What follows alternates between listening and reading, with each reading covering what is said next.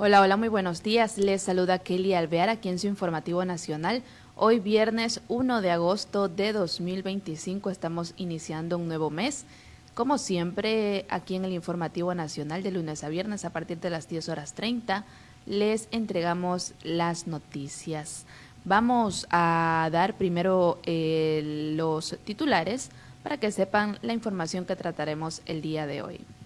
Estados Unidos sube a 15% los aranceles a productos de Ecuador. Ecuador compartirá información biométrica de terroristas y pandilleros a Estados Unidos. Ecuador ahorra más de 4 millones de dólares al año al deportar a presos colombianos. Ecuador suma el quinto corredor natural para proteger territorios indígenas y la Amazonía. Un colaborador de un colegio de Guayaquil fue detenido por presunto acoso sexual. Sicarios dispararon contra 8 hombres en el Guasmo Central. 16 detenidos por casos de extorsión en Guayaquil y Daule exigían pagos de hasta $5,000. 31 personas murieron en una residencia durante las inundaciones de China. España lanza con éxito 5.500 raciones de comida en Gaza, 12 toneladas para ayudar a 11.000 personas. El Salvador aprueba una reforma constitucional que permite a Bukele perpetuarse en el poder. Bien, vamos a ver más adelante el desarrollo de esta información, no sin antes primero recordarles que estamos aquí gracias al licenciado Richard Sellán Bajaña, presidente de la UNP Guayas y director de esta programación. También agradecemos a los medios de comunicación digital que comparten y retransmiten este informativo nacional a través de sus redes sociales y plataformas digitales. Ellos son Radio Guayasense TV, Radio Sensación Digital, Radio Discorama en Italia, Radio La Voz de Daule, Postdata TV, estopensamos.com y Gloria Visión TV.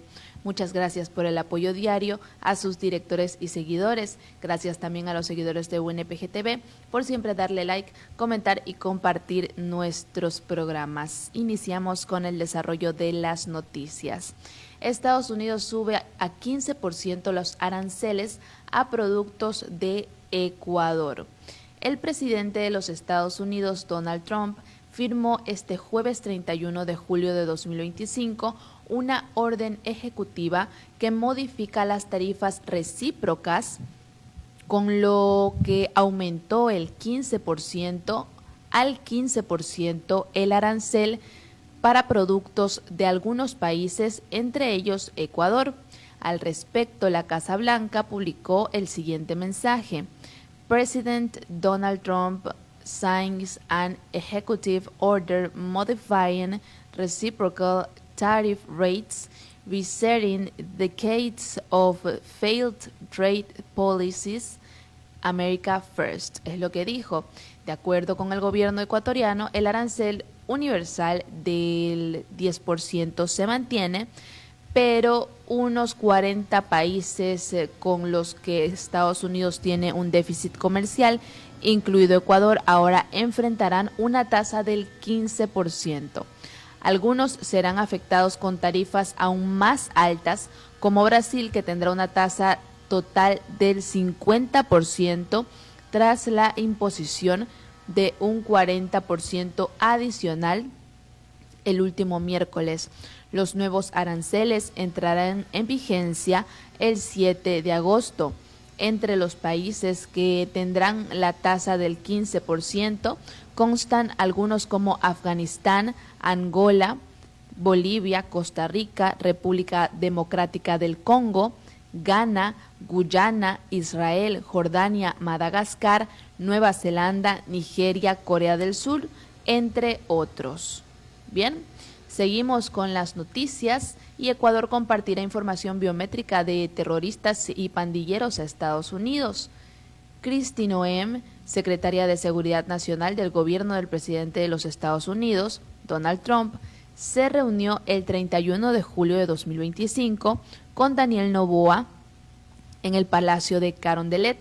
las autoridades de alto nivel abandonaron temas de la agenda bilateral, seguridad, migración regular y ordenada y lucha contra el crimen organizado transnacional.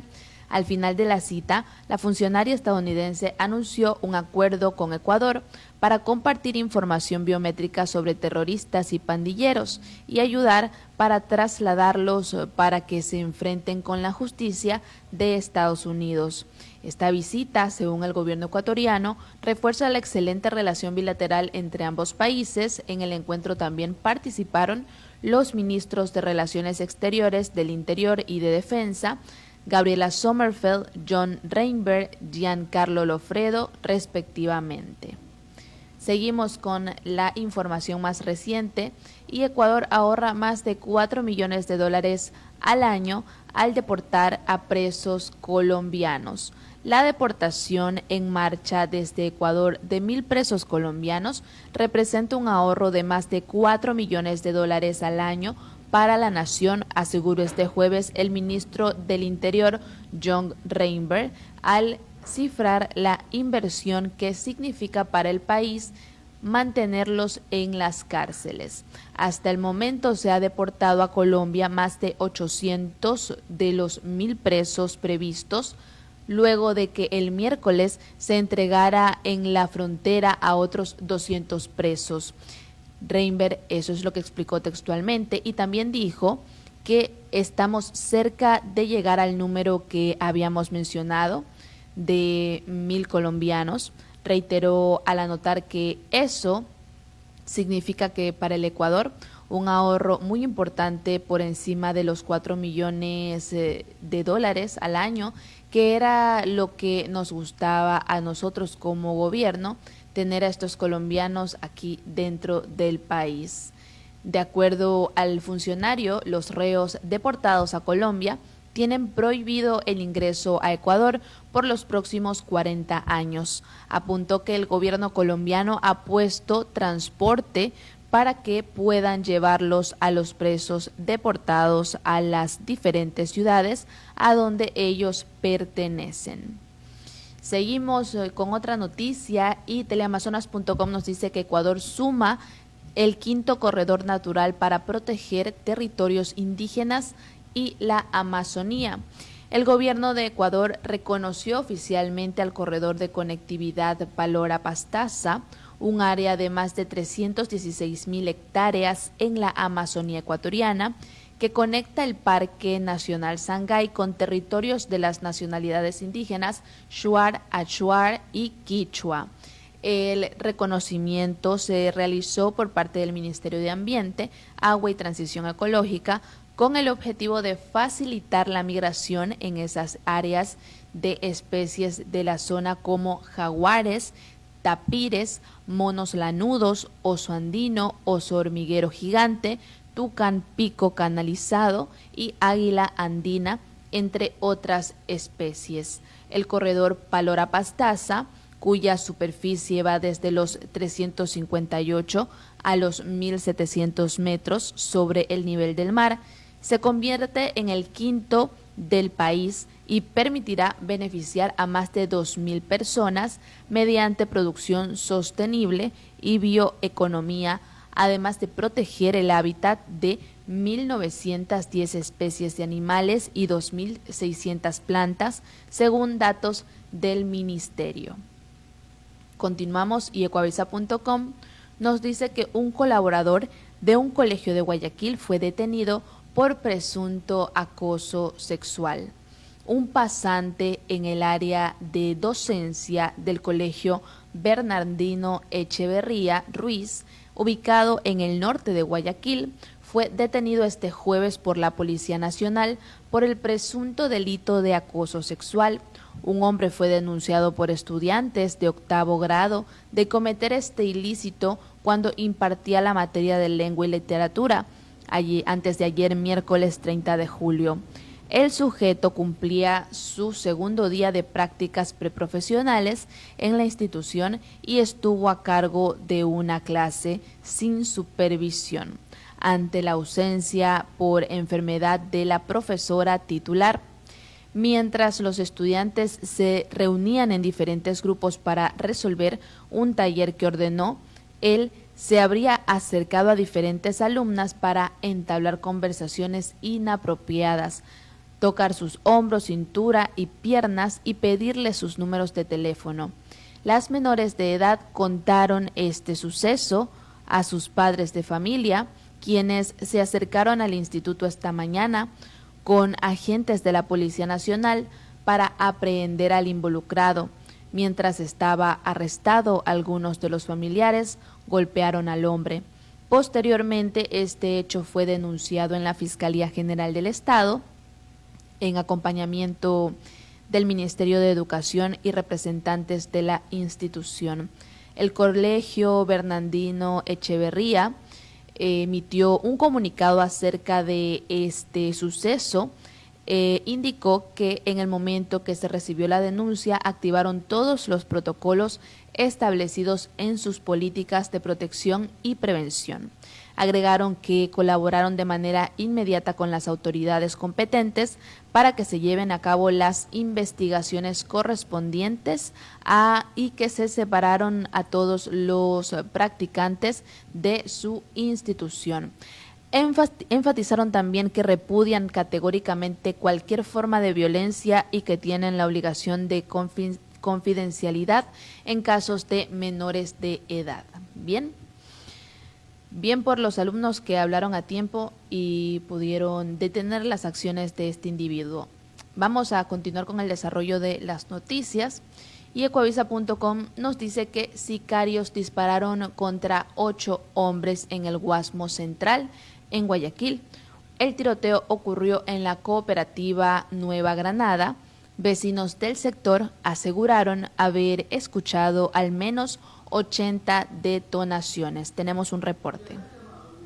Una escuela en la cooperativa Nueva Granada del Guasmo Central. Según testigos, eran las 8 de la noche y un grupo de hombres estaba reunido en ese sector del sur de Guayaquil, cuando de repente arribaron 4 criminales en un vehículo y balearon a 8 ciudadanos. Son 4 criminales en un vehículo y balearon a 8 ciudadanos. Llegaron un carro y comenzaron a repartir balas como locos. Puro fusil bien fuerte, fue porque ellos se encontraban libando en la escuelita al frente. Fue una ráfaga venteada. Se escuchó siquiera unos 80 disparos. Corrió la gente, ahí la gente ya se alborotó. Aproximadamente ya habían siquiera unos 8. 5 quedaron tirados ahí agonizando hasta familiares se lo iban llevando. Eran personas mayores. Yo vi una persona de calculado de 50 años, de 40. Y todos sanos, porque soy de aquí de mi barrio, yo soy de aquí atrás, ¿no? De los 8 baleados, 3 lograron retirarse del sitio por sus propios medios. Esos sí eran jóvenes, creo que alcanzaron a correr por lo que estaban más jóvenes. Que tenía unos disparos por la espalda, el otro por la mano y el otro por el pie, que quedó más adelante de la escena del crimen donde recogieron los impactos. Están ahí recogiendo las vainas. A las 9 de la noche llegaron los agentes de criminalística para recoger los restos de balas que quedaron en la calle y otros que estaban en la pared del plantel educativo. Pero mientras los uniformados realizaban las investigaciones, hubo lanzamientos de juegos pirotécnicos, alarmando a los moradores, pues pensaron que era otra balacera. Por su parte, los familiares y otros policías acudieron a un hospital para verificar el estado de salud de los heridos. Allí se confirmó una muerte. Ahorita creo que falleció uno. El carro de medicina legal llegó al sitio cerca de la medianoche y esperó por más de 3 horas para retirar el cadáver. Hasta el cierre de este reportaje, los policías no dieron declaraciones, por lo que se desconoce si otras personas también fallecieron. Bien, seguimos con el desarrollo de la información aquí en su informativo nacional. Y 16 detenidos por casos de extorsión en Guayaquil y Daule ellos exigían pagos de hasta $5,000 según primicias.es.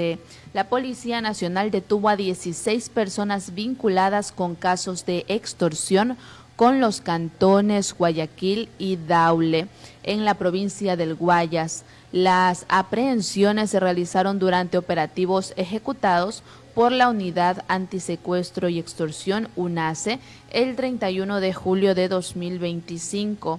El coronel Juan Carlos Soria, comandante subrogante de la Zona 8, informó que los detenidos son investigados por exigir pagos que iban desde 400 hasta $5,000 a sus víctimas.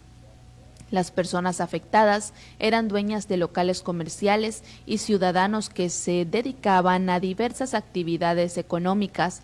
Entre los detenidos hay una mujer extranjera y 2 adolescentes de 14 y 16 años. Parte de los operativos se desarrollaron en La Aurora, Daule, donde se detuvo a 2 sospechosos. En Guayaquil, otras 7 personas fueron capturadas en Urdesa tras amenazar a un empresario y disparar contra su negocio. El resto de intervenciones se efectuaron en los distritos Estero, Pascuales y Modelo. Continuamos y ahora entramos en el ámbito internacional. Euronews.com nos tiene 3 noticias relevantes. La primera es que 31 personas murieron en una residencia durante las inundaciones de China. Aquí tenemos el reporte. Decenas de ancianos murieron en una residencia de Pekín tras inundarse durante las fuertes tormentas de principios de semana, según han informado las autoridades locales. Los 31 fallecidos suponen casi la mitad de las al menos 70 personas que perdieron la vida cuando las condiciones meteorológicas extremas azotaron la capital china y sus provincias vecinas. En pocos días llovió en la zona lo equivalente a casi un año y a muchos les pilló desprevenidos la crecida de las aguas. El jueves, al anunciar las muertes, las autoridades ofrecieron una inusual disculpa pública. Seguimos con la información aquí en su informativo nacional. España lanza con éxito 5.500 raciones de comida, 12 toneladas para ayudar a 11.000 personas en Gaza. El Ejército del Aire español ha completado con éxito el lanzamiento de 5.500 raciones de comida sobre la Franja de Gaza. Esta operación, realizada mediante paracaídas, busca alimentar aproximadamente a 11.000 personas en una región asolada por una grave crisis humanitaria. El ministro de Asuntos Exteriores, José Manuel Álvarez, ha calificado la situación en Gaza como una vergüenza para toda la humanidad y ha denunciado que la hambruna en la zona es inducida por Israel. En sus declaraciones, el ministro instó al gobierno de Benjamín Netanyahu a permitir el paso permanente, ininterrumpido y libre de toda la ayuda necesaria, recordando que miles de niños están en riesgo de muerte por desnutrición, en lo que muchos ya están empezando a denominar un genocidio. Seguimos con la información y finalmente El Salvador aprueba una reforma constitucional que permite a Bukele perpetuarse en el poder. La Asamblea Legislativa de El Salvador, denominada por el partido Nuevas Ideas del presidente Nayib Bukele, aprobó este jueves una controvertida reforma constitucional que elimina las prohibiciones para la reelección presidencial inmediata, abriendo la puerta a la reelección indefinida del mandatario. La medida tuvo una gran acogida en las Cortes, con un respaldo de 57 de los 60 diputados, en su mayoría oficialistas y aliados, mientras que solo 3 legisladores de la oposición votaron en contra de la propuesta del grupo de Bukele. La reforma introduce cambios profundos en el sistema político salvadoreño, modifica 5 artículos clave de la Constitución, el 75, el 80, el 133, el 152 y el 154, y extiende un periodo presidencial de 5 a 6 años. Además, elimina la segunda vuelta electoral, permitiendo que las elecciones presidenciales se decidan en una sola ronda, una medida que podría beneficiar al partido oficialista.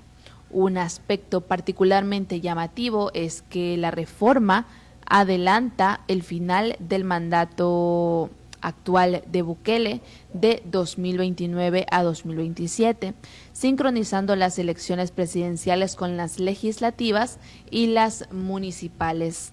La diputada Ana Figueroa, principal promotora de la iniciativa, defendió los cambios argumentando que se trata de darle el poder total al pueblo salvadoreño, textualmente dijo ella eso, y recordando que históricamente la reelección siempre ha existido en El Salvador para casi todos los cargos de elección popular. La oposición salvadoreña ha manifestado un rechazo contundente a esta reforma, denunciándola como un grave retroceso democrático.